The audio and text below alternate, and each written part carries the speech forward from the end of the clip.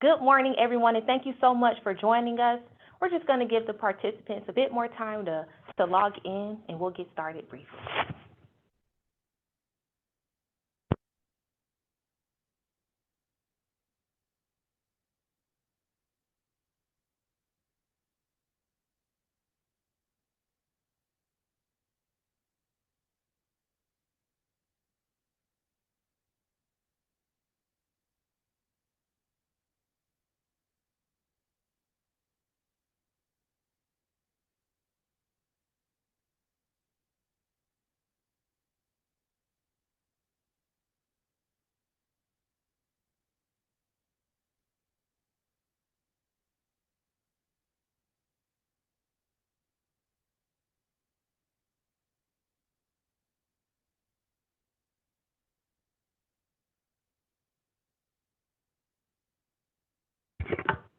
All right, good morning, everyone.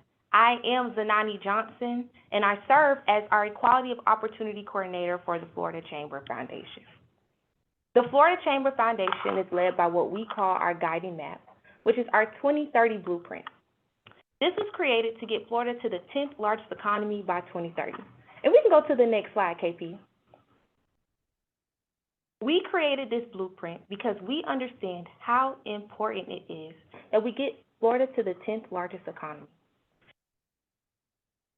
We created our Equality of Opportunity Initiative through this Florida 2030 blueprint, which is aimed at halving childhood poverty in Florida by 2030, ensuring 100% of third graders are reading at grade level by 2030, and also working with Florida's business leaders to discover, promote, and install the best DEI practices. And on the screen, you see our trusted board of advisors. Thanks to them, we are able to continue the work that we do. Next slide, please. Our goal is ensuring that each child in Florida has an equal opportunity at earned success, because we believe that no child's zip code should dictate their future. And unfortunately, in some communities, there are not as many resources and opportunities, which can ultimately make it difficult for our students to truly thrive and succeed. Next slide, please.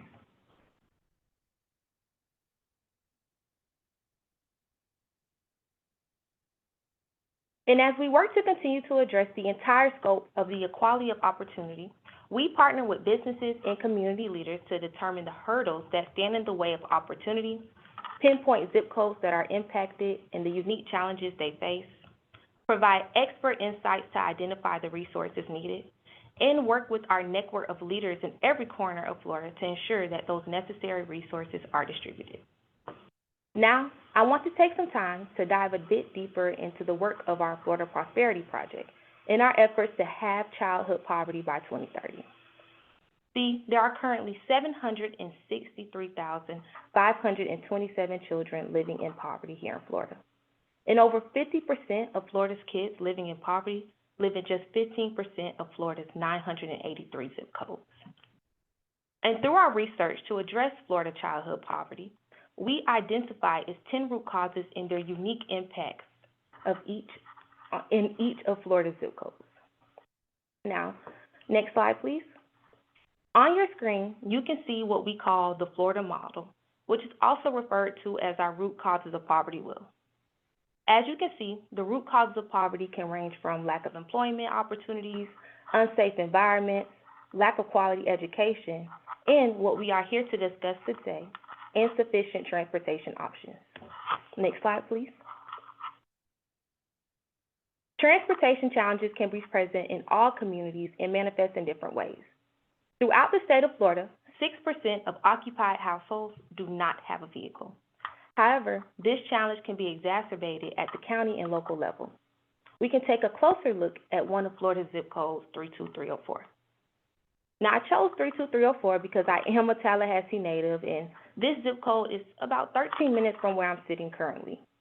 And when I look at the data provided from our Florida Gap Map, I'm able to see that 13.10% of households in this community do not have access to a vehicle, which is more than double than the state's average. We also know that in Florida, public transportation is not the most reliable. And for communities like 32304, where only 3.8% of people use public transportation, a gap exists. a gap that needs to be addressed to ensure that this community has access to vital resources to ensure a path to prosperity. Insufficient transportation has a major impact on access to workforce and educational opportunities, food resources, health facilities, and more. But I want to let each of you know that there are companies such as the ones joining us today that are working to address transportation barriers throughout the state of Florida, especially in our communities that need assistance the most. Next slide, please. Today, you'll hear from Uber and the work that they are doing to ensure Floridians have reliable access to transportation to and from work, regardless of work hours, in their efforts to ensure our youth are safe. You'll hear from DoorDash and the innovative way they are addressing food insecurity through transportation. They'll be diving into their Project Dash initiative. And last but definitely not least, you'll be hearing from Southwest Airlines and the work they are doing to ensure our children in Florida have access to flights to ensure the children are able to receive life-changing medical care. Up first, we have Javi. Javi leads Uber's regional government affairs and communication efforts in the areas he serves, assisting in expanding the company's brand and profile with legislators, media, and third parties. He'll be speaking with us on the way Uber is driving us towards a path to prosperity. Javi, we're so happy that you're here with us today. The floor is yours. Thank you, Zenani, and thanks for everyone who's joined us today. I also want to give a shout out to the rest of the Florida Chamber team and Mark Wilson specifically for all the work that he and you, Zenani, and the rest of the team at the Chamber do in making sure that Florida is not only a leader in this space, but I think a lot of what you're going to hear about today from the companies participating is around innovation and how much innovation and technology has brought to the state, how things have changed so much just in the last 7 to 10 years. And I think the Florida Chamber and all the work and advocacy that they've done around that has made sure that Florida's at the forefront of that across the country. So with that, do you all have the slides so we can move on to the presentation? Great. So what I wanted to do today is break this out in two, and I really want this to be interactive. And so if you have any questions, feel free to put them in the chat, and I'll try to answer them as I go through the presentation. I want this to be as innovative as possible. I also will share my email address because we're always open to ideas. And as you'll see, Florida has really been the testing ground for Uber to expand a lot of the especially around the public transit world, a lot of the products and innovative solutions that we've brought. And so the first part of my presentation is going to tackle what Zenani just mentioned, how Uber has really worked with a lot of local government and transit agencies to complement public transit and try to extend that. The opportunities that I think we have in front of us as a state going forward. And then the second part of the presentation towards the end would be a bit more on the product front, since we are talking about childhood poverty and some of the work that we're doing that's very hot off the presses around products that we're building and tech that we're building to help families and help hopefully in some time in the near future help school districts and other key community groups and stakeholders to remove transportation as a barrier to this population. So we'll start at the next slide. In 2016, late 2015, early 2016, Florida was actually the first state where Uber piloted a partnership with local government and with public transit.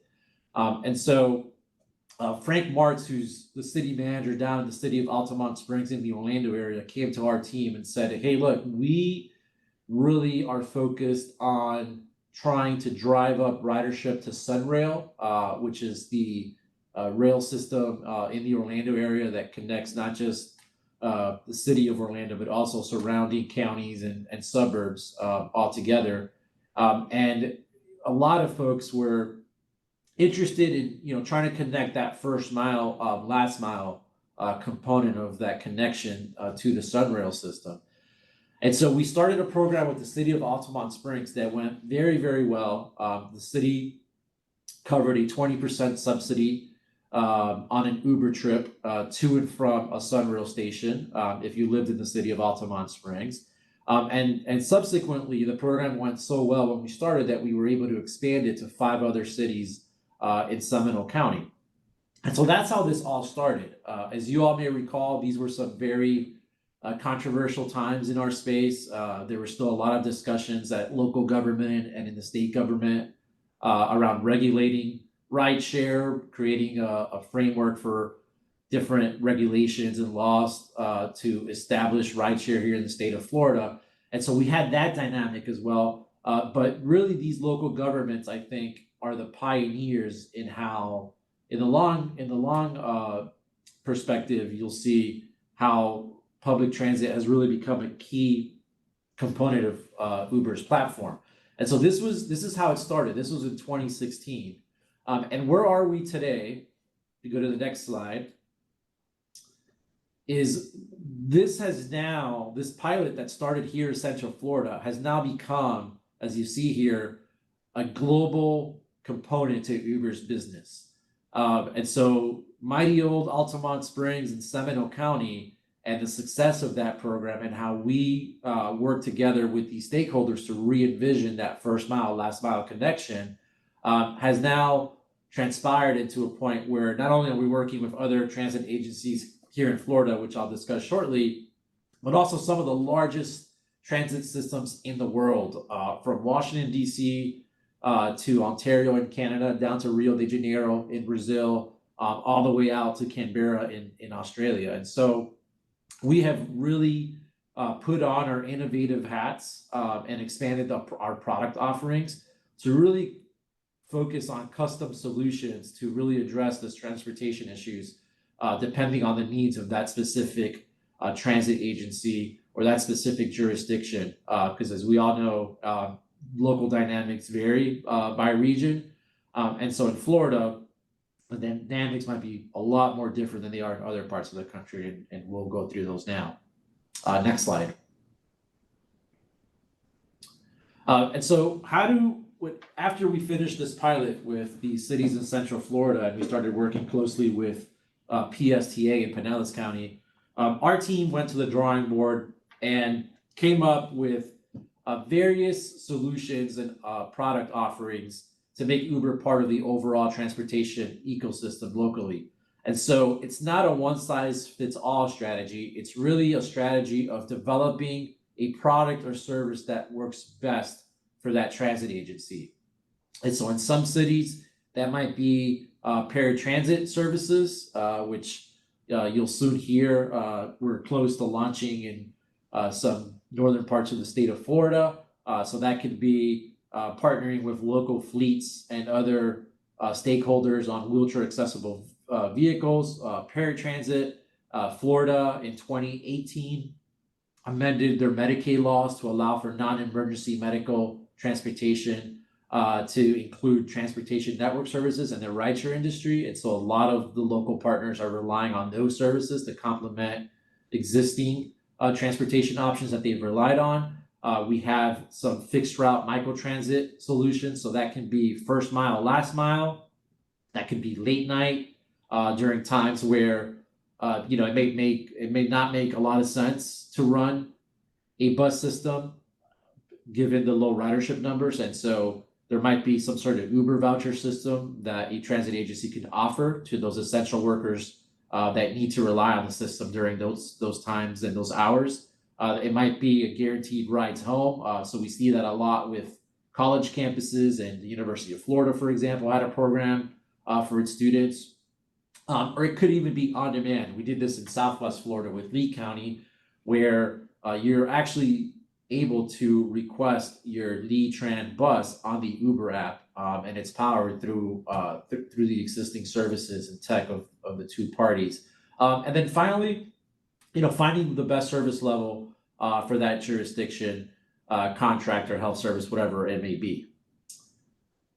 So how has that been executed here in the state of Florida? And if we go to the next slide, you'll see that various transit agencies in Florida use it in various ways. And so there's a two-sided marketplace. There's the user component, which opens up the Uber app or the app for any other rideshare company and gets access to our services, whatever that may be: Uber X, Uber Green, Uber XL, Uber Black. Depends on the market, the product offerings that we have.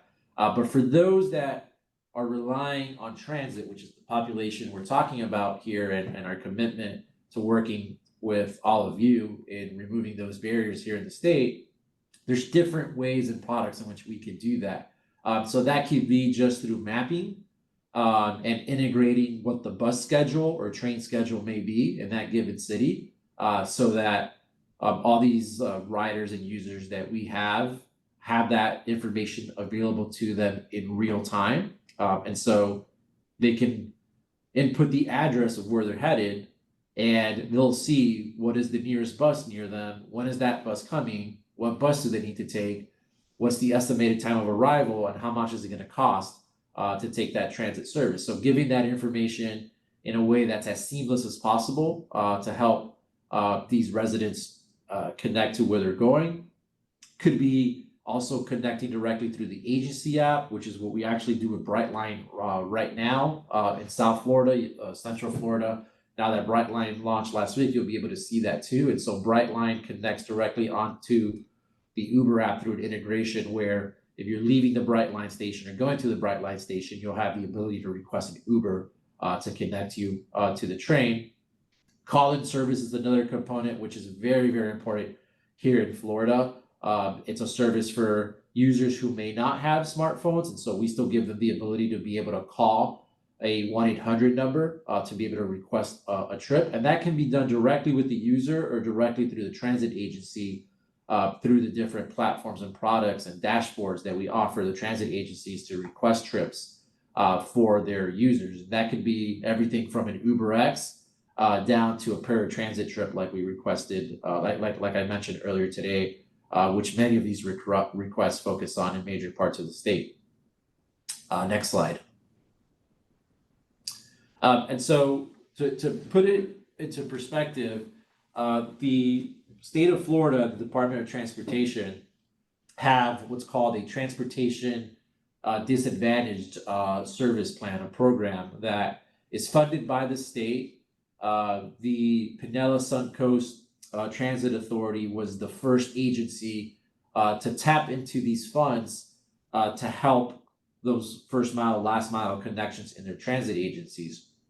And so these are the parameters of what the transportation disadvantaged program are for the state of Florida, and the different options that local governments have to tap into these funds. I believe last year it was funded at $10 million.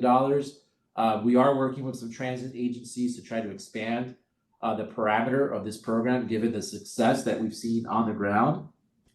There's also a separate rule which DOT is working on. It's called Rule 1490. As crazy as this may sound, a lot of these transit rules and regulations have not been updated in 30 to 40 years. And so a lot of the tech and products that are out there now that transit agencies can use to expand and improve reliability, a lot of the state rules have not updated the parameters around that. So we're working very closely to update that so that more and more agencies have more flexibility in how they work with companies like ours to really custom build different transit solutions that best fit their needs. We can go to the next slide. So I'll go through these pretty quickly. As I mentioned, PSTA was the first one to tap into the transportation disadvantaged grant that the state offers.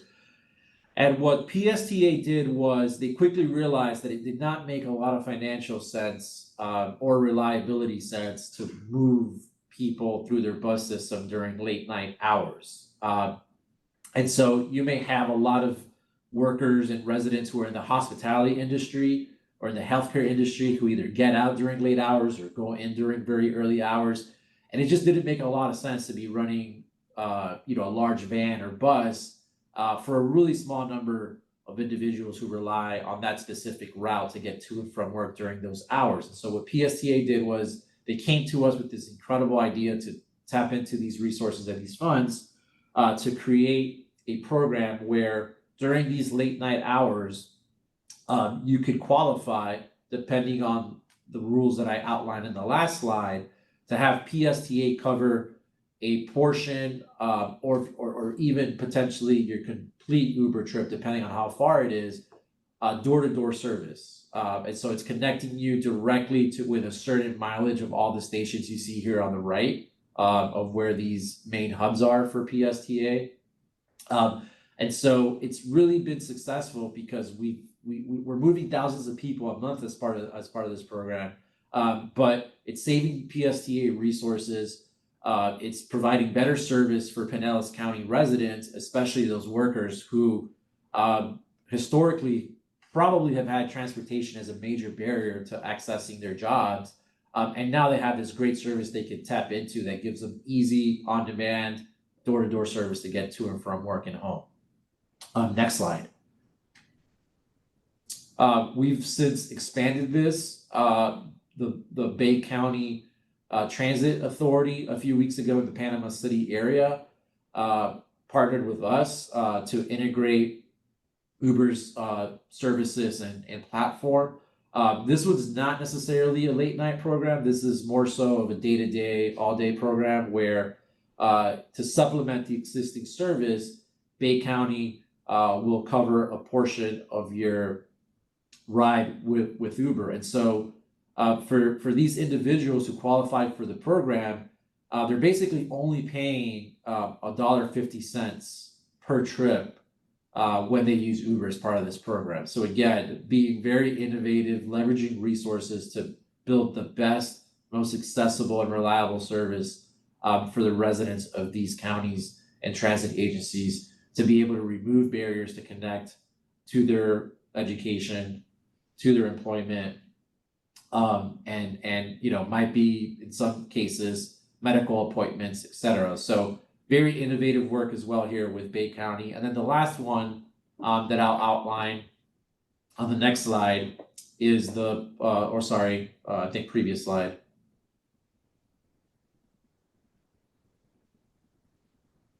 Yeah, so I think there's a slide missing. So the last one that I was going to highlight was a partnership we have in St. Lucie, in the Port St. Lucie area with the transit agency there as well. Very similar to this partnership that we have with Bayway in Bay County, and so they've taken a similar approach to be able to subsidize a portion of the Uber trip to make it as easy as possible for their residents to be able to connect to the public transit system. And so to conclude this portion of the presentation in regards to transit agencies in Florida, you can see how far this has come since we started that pilot with these Central Florida cities in 2016. Just in 7 years, we've been able to build this custom tech and product for these transit agencies to build what's best for them, fit their needs. And so if you live in any part of the state, I know we have folks on this call that live in all parts of Florida. If you have any ideas or any introductions or anything, we're always happy to explore those. Again, in many parts of the state, it just does not make sense to run the system the way it's been run. And what we really want to do is bring our tech and our innovation to help remove those barriers for residents in those parts of Florida. We could even custom make this down to local municipalities and transit programs that cities may have. And so don't just look at this from a public transit agency perspective. We have local cities and municipalities that are also partnering with us for first mile, last mile partnerships, whether it's to help a economic development district, help a downtown during certain hours, discourage drinking and driving during holidays. Our team is here to build the custom product that works best for that local government as well. And so we're able to do that. And I think particularly Florida's been a leader in that at Uber. And I'm very, very excited about where this is headed because I really do think that a lot of our local transportation officials city managers, transit directors, et cetera, are really innovative and thinking outside the box when it comes to getting people the best transportation option available to them. So since we are talking about childhood poverty, I also wanted to go through something you all may have seen in the news, and that's the launch of our teens product. And so if you go to the next slide, we have always dealt with a challenge at Uber where we constantly get reports or notifications, whether it's from schools, parents, even drivers themselves, of parents that are using Uber as part of their transportation for their children. And so historically, it's been against Uber's terms of service and rules to be able to use our platform unless you're 18 years old. But given how widespread this issue was, and the fact that there was, I think, very valuable feedback that parents were providing to us that this is a service that they needed and wanted to use it in the right way, we've spent the last 3 years or so building this Uber Teens product to give parents more flexibility when it comes to their transportation options. And so the way that this works is this product would allow 13 to 17-year-olds to be able to use our platform. Now, I know that may sound scary to a lot of folks. And so given that safety is top of mind to this type of service, I mean, safety is always top of mind.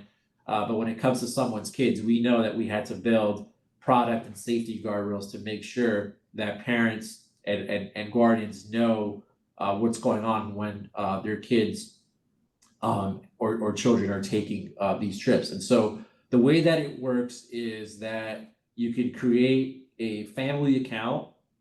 You're required to invite your teen, whoever the user is going to be, to join that account, confirm the date of birth, confirm the information. We only allow a certain threshold of drivers to be able to do these types of trips. And so, given the screening requirements, the background checks, the driver rating, et cetera, we can provide a pool of drivers that are able to conduct these types of trips. And the great thing about this product is once the trip starts, the parent's able to receive notifications and track the trip live as it goes. The parent has to request the trip for that child and follow it. We also have audio recording that's enabled on every teen trip, and so that's important because if something goes wrong, we're able to access the audio and make sure that both the driver and the rider know that their audio is being recorded for safety reasons, just because the threshold for these trips is a lot higher than it is for a typical UberX trip that you may take, leaving an airport or going to a restaurant, et cetera. And so we've built all these safety tech products into this specific teens product. If you go to the next slide,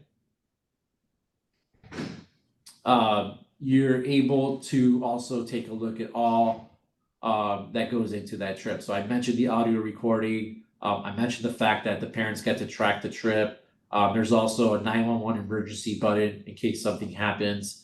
There's the audio recording I mentioned. There's a PIN that is required on every trip. And so you can't start an Uber Teens trip until you provide the driver with the PIN that you're being given.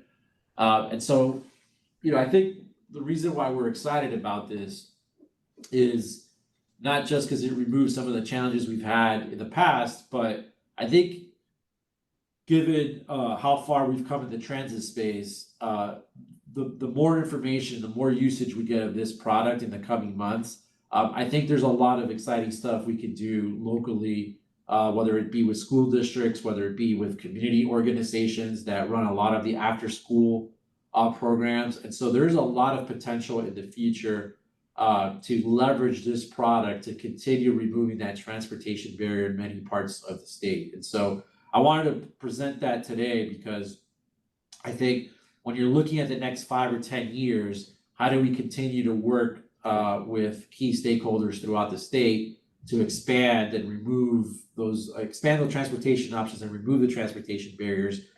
This is a product that might be one option. I'm not saying it's the solution to all the issues that we face, but it's an additional tool that we can leverage and rely on to maybe partner with community groups to remove that transportation barrier for many of the families that, maybe don't have transportation to get to after school care or an after school program or get back home after practice. And so we're really excited about the work we're doing around building these products as well.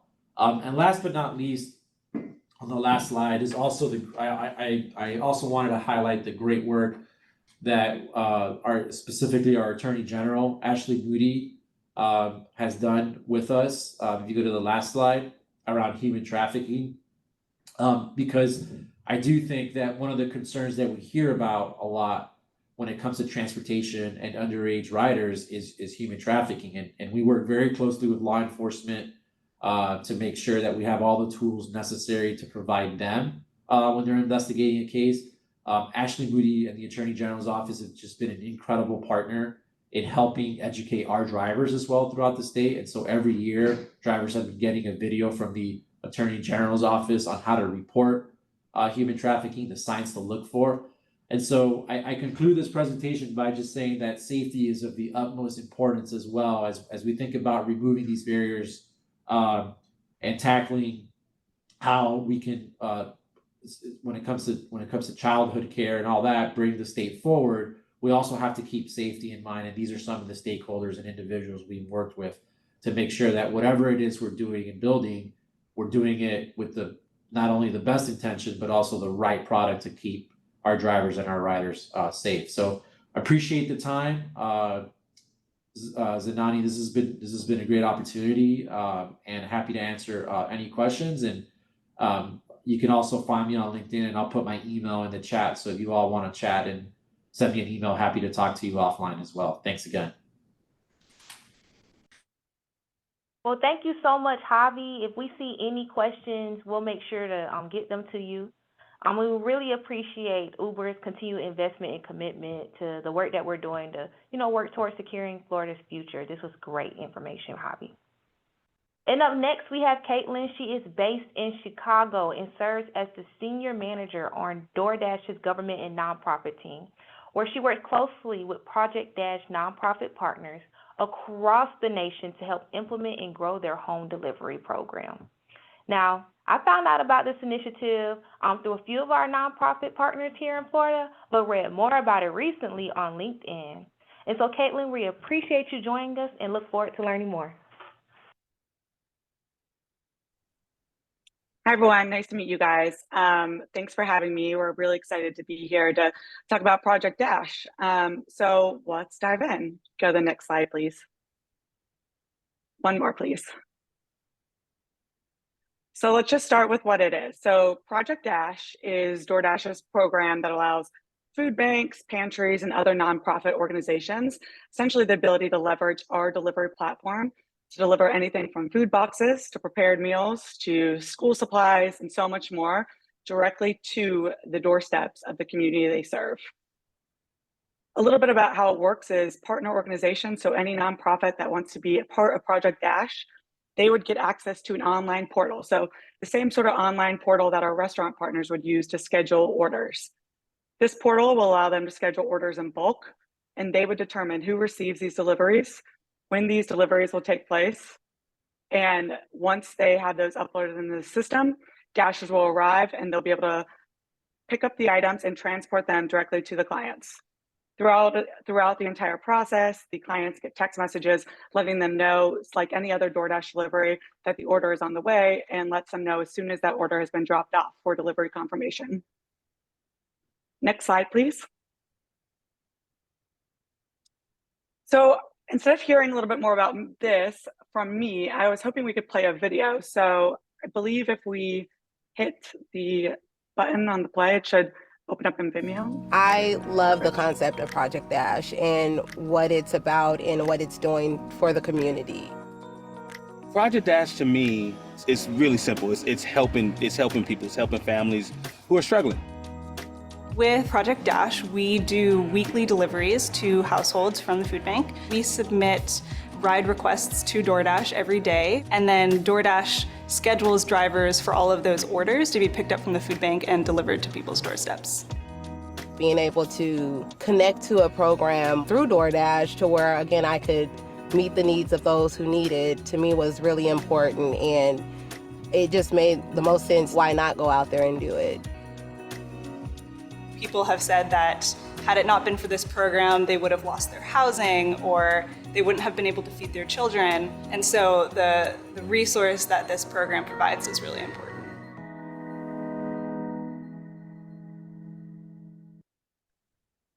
Thank you.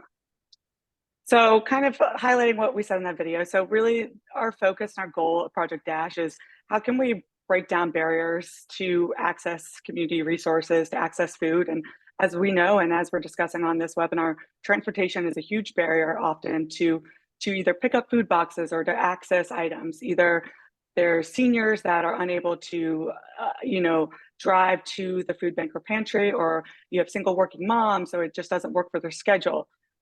We never want transportation to be a barrier, and our focus is how can we allow community members and those in need to be able to access these essential items conveniently and without stigma. I think one of my favorite parts of this program, and what we hear often is, the families and the children of these families get so excited when they get these deliveries. There's nothing different about these Project Dash deliveries than a restaurant order. So what happens is they'll drop it off and, the child's like, yay, I'm so excited. Like we got our delivery. And they, it's reducing the stigma of accessing charitable food because it looks like any other DoorDash food delivery from our platform. We also heard from a partner recently about, going back to that single mom example. It was a mom who was having to take 2 buses with her child to pick up a 20-pound food box and then take it home. This round trip was taking them 2 hours. With Project Dash, that food bank was able to schedule orders directly through our platform and drop that food box at that family's door so they never had to leave their home. We've been doing this program since 2018, and we really started to grow this program and grow kind of the engagement of this program during the pandemic, and we've continued our efforts ever since. Since 2018, I'm proud to say that we've completed over 5 million Project Dash deliveries, which equates to over 80 million estimated meals delivered to these families. And it's around 300,000 unique households have received a Project Dash delivery across 900 cities across the United States. Next slide, please.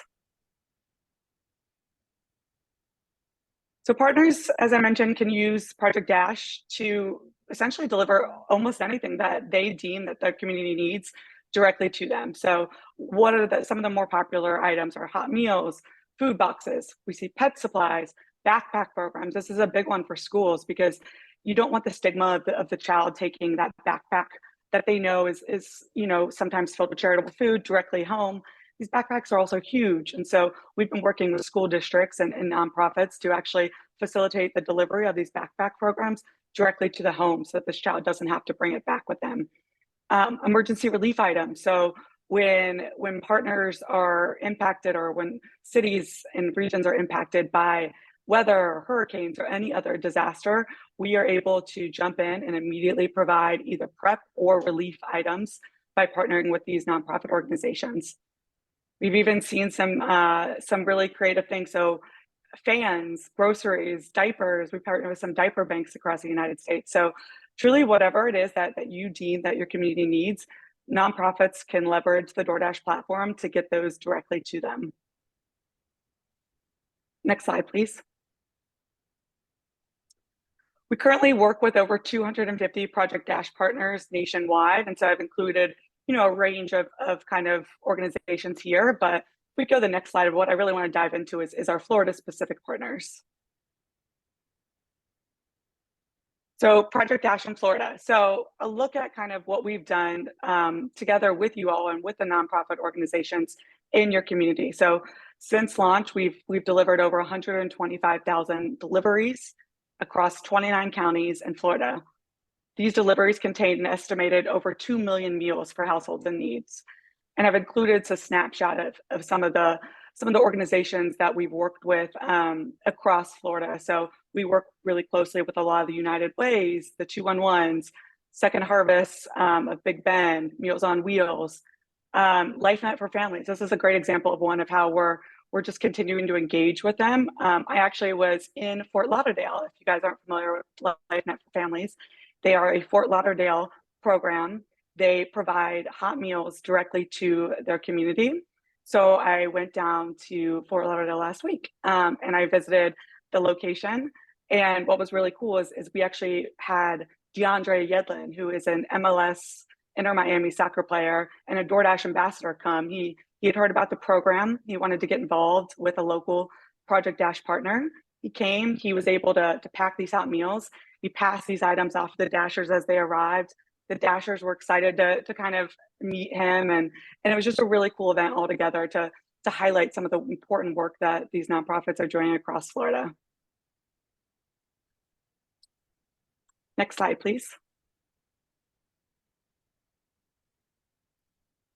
So I've included our general alias of, if you're interested in either getting in touch with Project Dash, if you know a nonprofit that you think would be perfect for Project Dash, if you're interested in partnering with DoorDash to identify nonprofits. So if you're a business and you want to get involved in ways that you can, help bring in other nonprofit organizations or help work with Project Dash to kind of spread this across the communities, we'd love to talk with you. I do see one question I got in the chat here. Has Project Dash mobilized disaster recovery supplies to households or workplaces in areas hit by storms? Absolutely. So a great example of this is Hurricane Idalia. I know Hurricane Idalia was meant to be a bigger thing than it was. And it thankfully wasn't as monumental of the storm that was projected. But what we had worked on is we really wanted to ensure our partners were okay. So when we heard that the storm was hitting, we reached out to all of our Florida partners and we said, if you have any deliveries that you want to get to your community as a way to prep for this, we will deliver all of those items free of cost for the next couple weeks to help with either the prep or the relief. The relief side is we are able to mobilize Dashers as soon as the markets reopen. And so one of our most important priorities is like, how do we ensure the safety of our Dashers? And so we wait for the green light from our Dasher safety team to let us know that it is now safe for Dashers to be mobilized.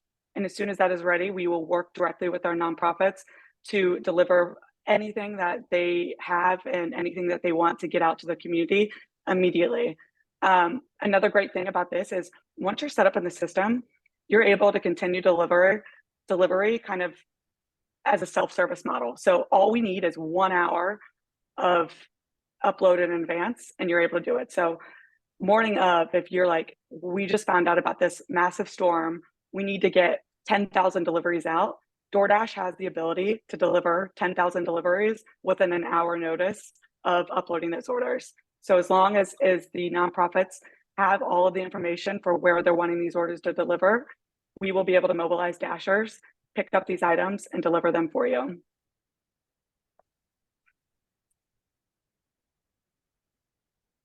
And again, so nice to meet you guys. Yes, go ahead.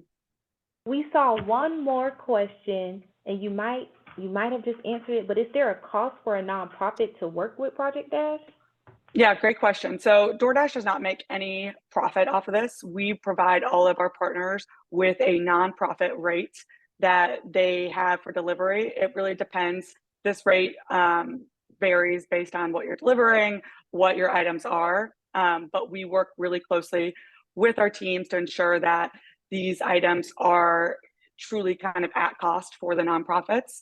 And in addition to that, we work closely with our teams with our nonprofit teams to help fundraise for these deliveries. And so whether we're putting them in touch with foundations that are interested in, and how can we use transportation to make an impact? We just recently announced a program with the Ford Foundation, where the Ford Foundation had contacted us and understand how they can help Project Dash partners. We put them in touch with our partners, and we were able to help them, the nonprofits, receive grants so that they can continue these deliveries. Well, that is amazing, Caitlin. Thank you so much. Again, you all, we see each of your questions coming in through the chat, and we're going to continue to do our best to get them answered. Caitlin will be able to stick around, and we also are able to get in contact with her. But we also received a question for Javier. Javi, the question was, how quickly are transportation subsidies available to TD users following the application submission? Yeah, so my understanding is the way that this works is that the transit agencies for each of the 67 counties, as well as local governments, can apply directly to DOT for that. And then those transit agencies or transportation departments then can partner with local partners, not-for-profits, companies like ours to distribute that and create those programs. And so I would encourage you to contact both DOT or your local transit agencies, depending on the county that you're in, and ask them, how they're using their transportation disadvantaged funds, respectively, in that jurisdiction is probably the best way to do it. All right, perfect. Thank you so much, Javi. And again, if you all have any additional questions, feel free to keep entering them in the chat. And I believe Caitlin's information is still on the screen if you have additional information or questions that you require ask regarding Project Dash. Whew. All right, you all. So next we will be hearing from Debbie, who is with Southwest Airlines. Debbie is the Senior Corporate Responsibility Specialist, and she has been with Southwest Airlines for 27 years supporting nonprofit organizations and community programs. And since 2007, she has also served as the lead for Southwest Airlines' Medical Transportation Grant Program, which was created to help lessen the financial burden on patients and their families when travel is required for specialized, life-saving, or life-changing medical care. Now, Debbie, when speaking with you, I could tell that this program is near and dear to your heart, so I'm really excited for you to share the stories and impact of this program with us all, and you're coming all the way from Dallas, okay? But before she begins, we have a video for you all.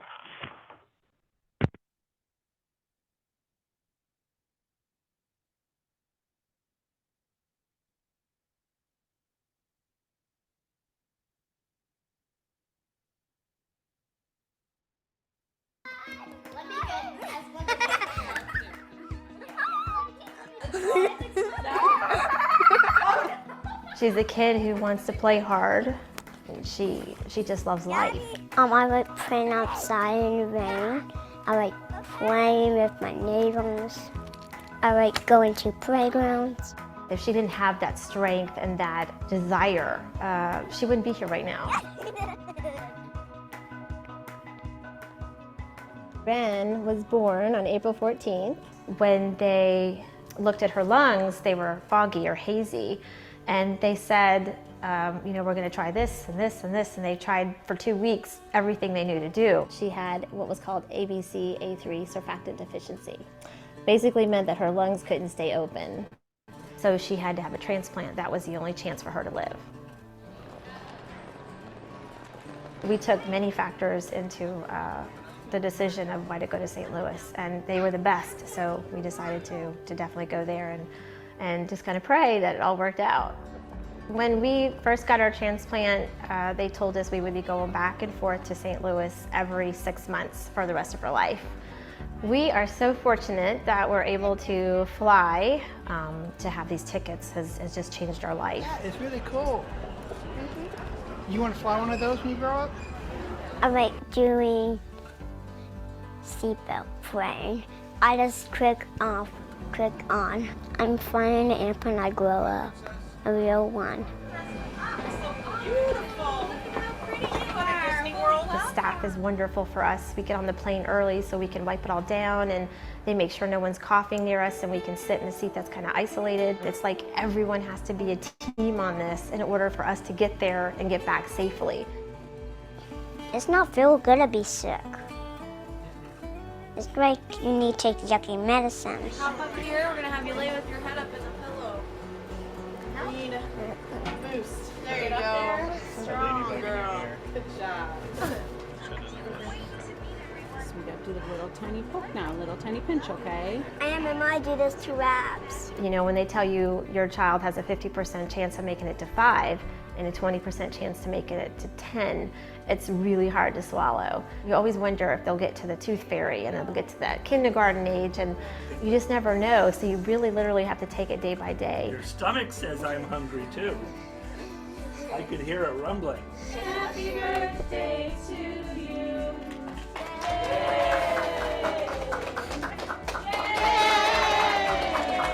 She's here for a reason. I hope she's happy. And it feels like she was surrounded with love and had all the opportunities and no regrets. My name is Matt and I'm going to grow up, I'm going to be a pilot.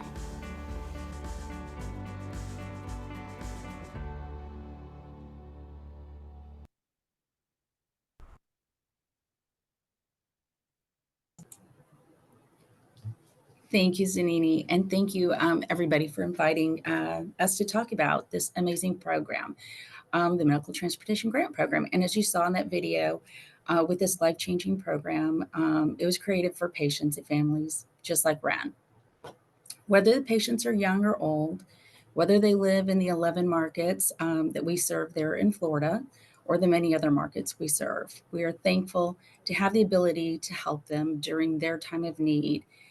And we couldn't support as many patients as we do today without our valued program partners. But that's not where the story begins. In the mid to late 90s, long before the program was created, our team, including myself, were receiving calls from patients and their families. We listened to their stories about their son, their daughter, their mother, their father, their spouse being diagnosed with a rare or serious medical condition, in which you can imagine that's already a really hard thing to process. But then to be told that the doctor you need to see, or that there's only one hospital that supports that care, and that particular hospital is in another city or it's in another state, well, that becomes just another level of concern and worry for them. And thankfully, our leadership team here at Southwest allowed us to support these patients and their caregivers with complimentary airfare. We continue to support them for many years until a little thing called HIPAA laws came along in the early 2000s. And our friends from across the hallway and our legal team came by and said, hey, love that y'all are helping all these wonderful patients, but you got to stop. So you got to kind of reimagine, innovate how you can help these folks. And we knew we had to. And that's where we then created the Medical Transportation Grant Program in 2007. So in a nutshell, we saw a need, we filled a need, and we didn't allow those obstacles to get into our way. Our mission back then is the same as it is today, and that's to provide much needed assistance to medical patients and their family members who are traveling for this life-changing or life-saving care. Providing this service to them allows them to have that peace of mind about how they're going to receive the care, and allows them to focus on what's important in front of them, their health, their families, and to also lessen that financial burden placed on them due to this serious illness. And we know this is important because any type of illness can really impact a family. So again, we couldn't serve all these patients, we couldn't help them if it weren't for our fabulous program partners. So to help support them, we do partner with nonprofit hospitals and medical air transportation charities. So these are very, with regards to the nonprofit hospitals, they're very specific hospitals that we target to support. It's not a community hospital, which is wonderful. Those are great hospitals serving those in their immediate communities. But rather, we're looking for hospitals, again, that are considered, or what we consider destination hospitals, right? They're offering specialized care, whether that's, from cancer or to very specific other types of very specific medical treatments. So again, just kind of keep that in the back of your mind. If you'll go to the next slide. So this slide kind of talks about the numbers. So again, this is a need-based annual grant program, as I shared, that was created in 2007. And in 2007, we were supporting 4 partners, which was great. It helped us to better understand kind of, again, how to make this program work and then scale up. So to date, I'm happy to share, we're now supporting 80 of these program partners all across the United States. Our current program partners can make up 74 of them are nonprofit hospitals and 6 medical transportation charities. Those medical transportation charities are great, knowing that we can't support every nonprofit hospital out there. These other medical transportation charities, these air transportation charities, allow us to fill that gap and help others that maybe are traveling to another hospital that perhaps we don't serve. So those are really great. And then just kind of, again, to break down, we're serving this year, we're serving 14 hospitals that treat adults, 25 hospitals treating adults and children, and then 35 hospitals that are strictly just treating children. And that's really important to note because, again, we're talking about today focusing on children and how we can best help them. And through this program, again, we're able to serve all these wonderful hospitals that can, again, then help those patients get to the care that they need. And when we're focused on children's hospitals, it's a little bit different because the patient is a child. And, you know, if it were my child that had been diagnosed, I'd want myself and my husband to be there, you know, helping, you know, listen to everything that's happening and the treatment that my child is going to be going through. So for children's hospitals, it is a little bit different. We have to give them a little bit more leeway. We have to give them a little bit more need in terms of the amount of passes that we give to them, award them through the grant program so that they can, again, extend those passes to both of the parents to accompany their child. And then talking about the investments that Southwest has made in this program. To date, Southwest has invested over $50 million in airline passes, right? So we pass these passes, these tickets, donated tickets onto our program partners, and then they are the ones who are determining how best to help these patients, those that need those free tickets.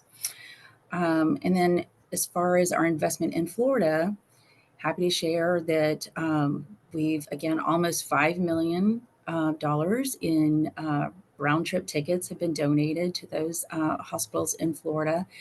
Since 2007, we've supported 6 hospitals there in the Florida markets. One of them is our original partners, which is Shriners Hospital there in Tampa. And then we're also supporting the other hospitals, Johns Hopkins for children, the Mayo Clinic, and Sylvester Comprehensive Care Center there in Miami. So the Mayo Clinic and Sylvester Cancer Center in Miami, those are 2 new partners that we've added. And we look forward to serving their patients this year and hopefully for many years to come, as we've done with our other partners. If you are aware of any other hospitals that you think would be a good fit for this program, certainly reach out, let us know. We're always interested in looking at new partners. This is an annual grant program, so every year we are opening up the application process for hospitals and medical transportation charities, air transportation charities to apply. Even if it is a current program partner, they also still need to apply every year because every year that need changes, the landscape changes. You have things like, COVID that hit and that changes everything. So again, even if it's a current program partner, they have to reapply. We reassess every year what those needs are and then adjust the budgets accordingly. So again, thank you for the opportunity to come online to talk to you all about this, what I think is an amazing program. Yeah, so definitely, if there are any questions, I'm happy to answer. You can go to the next slide. If you want to learn more about the program, you can visit southwest.com/MTGP. But I'm happy to answer any questions you might have about the program. And certainly, Zania has my contact information. So if you have any questions after this, you can certainly reach out to me as well.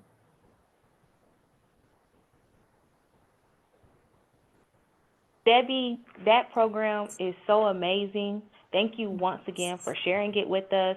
And again, you all, this webinar is being recorded, and we are able to send out the recording to each of you, and all of the people who are viewing the webinar currently will automatically get the recording as well. I hope that each of these companies and the work that they're doing has touched you like it's touched me today, everyone. And hopefully I'm not the only one leaving here today fulfilled and inspired to take action. This important conversation will continue throughout the year, and it will also be front and center on our stage at our upcoming Future of Florida Forum that you can register for today. If we go to the next slide, you'll be able to find a QR code that will be on your screen. And then also, today's webinar would not be taking place without the support of our Quality of Opportunity Board of Advisors, our Florida Chamber team here, of course, Uber, DoorDash, and Southwest Airlines.